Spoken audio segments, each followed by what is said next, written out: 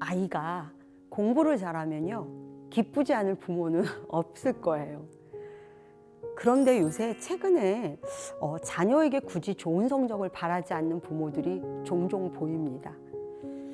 한 아이 엄마는 나에게 이렇게도 말을 하죠.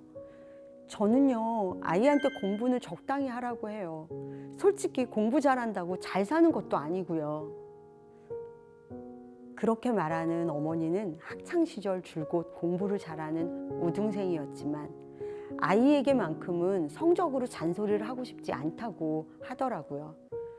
공부를 잘해봤자 인생에 별다른 보상이 없더라는 어떤 회의감, 그리고 공부만 강요하는 부모로 인해 불행했던 유년의 기억 등 이런 다양한 이유 때문에 요사이 부모들은 이런 태도를 갖기도 합니다. 게다가 소위 좋은 직업에 대한 기준마저 예전과 많이 달라지고 있습니다. 그냥 저희 아이만큼은 좋아하는 일을 찾아서 행복하게 살았으면 좋겠어요 라고 말하는 부모들의 심정이 그래서 이해가 갑니다. 그런데 아이의 꿈을 존중하겠다고 결심한 부모들 중에서도요, 난감한 상황이 있습니다. 바로 아이가 의욕이 없는 겁니다. 무엇이든 말을 하면 열심히 도와주겠노라, 그렇게 벼르고 있습니다. 준비하고 있습니다. 그런데 아이는 하고 싶은 게 없어요 라고 말을 한다면 부모 입장에서는 정말 흔히 얘기하기를 김이 새고 있는 겁니다. 아이가 걱정되기도 하죠. 아이가 왜 이렇게 의욕이 없는지 모르겠다고 고민하는 엄마들이 하는 말, 하고 싶은 게 없대요. 좋아하는 것도 없대요. 다른 엄마들은 애가 차라리 게임을 너무 좋아해서 걱정이라고 하는데 전 그거라도 했으면 좋겠어요. 프로게이머도 있고 게임 만드는 사람들도 있고 게임이랑 관련된 직업 많잖아요. 근데 얘는 대체 뭐가 되려고 이러는지 모르겠어요 하면서 무기력한 아이 때문에 속이 터져 죽겠다고 하소연하는 이런 엄마들에게 저는 이렇게 묻고는 합니다. 어머니는 언제부터 지금 하시는 일을 하겠다고 정하셨어요? 대부분 많은 분들이 이 질문에 답을 머뭇거리는데요. 사실 의욕이 없는 건지 아니면 부모님이 생각하는 삶의 속도, 그리고 아이의 속도, 그리고 아이의 성향, 이게 다른지도 모르는 일입니다. 그도 그럴게요. 좋아하는 일이나 하고 싶은 일을 찾는다는 게 사실 어디 그리 쉬운가요? 어릴 때부터 가고자 하는 길이 확실했던 사람은 아마 별로 없을 겁니다. 물론 요즘 아이들은 부모 세대와 다르게 다양한 직업을 접할 기회가 많습니다. 학교에서 적성 검사를 하기도 하고요. 직업 교육도 해주고요. 진로 상담도 아주 디테일하게 진행되는 만큼 단순히 비교하기라는 게 어렵지만 아이들은 아직 자기의 성향과 취향, 그걸 정확히 알기 어렵고 좋아하는 게 있다고 해도 자꾸 바뀌기 마련이죠. 조급하게 생각할 필요는 없다는 뜻입니다. 원래 좀 느긋한 성격이라든지 삶의 속도보다는 방향이 중요하다는 등의 명확한 가치관을 가지고 있다면 아이와 트러블이 생기지 않을 수도 있습니다. 그런데 에너지가 많고 또 목표 지향적이고 그리고 성취를 무척 즐기는 부모, 이런 부모라면 의욕이 별로 없는 아이를 답답해할 수밖에 없습니다.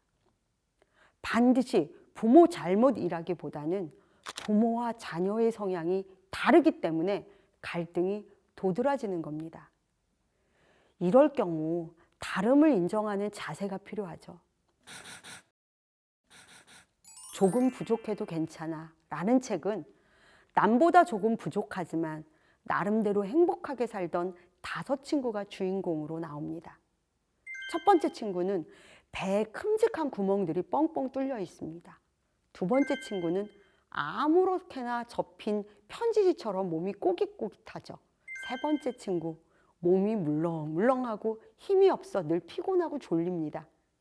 네 번째 친구는요, 몸이 거꾸로 뒤집혀 있어요. 팔로 걸어 다니는 이런 친구. 다섯 번째 친구는 찌그러진 공처럼 생긴 그야말로 엉망진창 못난입니다.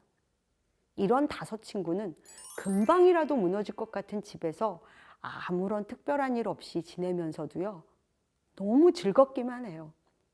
그런 다섯 친구에게 어느 날 어딘가로부터 낯선 친구가 찾아오죠. 완벽한 외모를 가진 이 친구는 함께 모여서 아무것도 하지 않는 다섯 친구를 보자. 야, 무엇이든 할 일을 생각해야 돼. 너희들 바보 아니야? 하면서 펄쩍 뜁니다. 이렇게 지적을 해대는 그 완벽한 친구 앞에 다섯 친구는 의기소침해져서 각자가 가진 부족한 점 때문에 뭔가를 해보려고 해도 안 되는 거.